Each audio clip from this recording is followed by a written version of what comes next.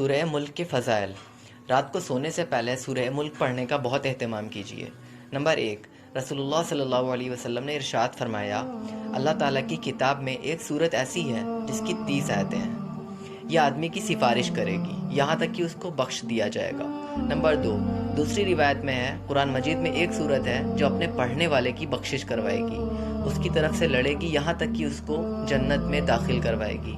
Number 3، ایک روایت میں یہ بیان کیا گیا ہے کہ رسول اللہ صلی اللہ علیہ وسلم رات کو سونے سے پہلے سورہ الف لام میم سجدہ اور سورہ ملک ضرور پڑھا کرتے تھے۔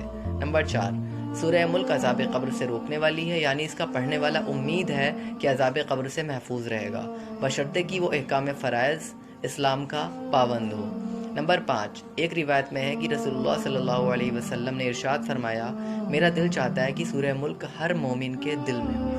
دوستو ویڈیو کو شیئر کریے، ہو سکتا ہے آپ کی وجہ سے کوئی سورہ ملک پڑھنے لگے، کوئی قبر کے عذاب سے بچ جائے، تو اس کا ثواب آپ کو بھی ملے گا۔ چینل کو سبسکرائب کریے۔ Thank you.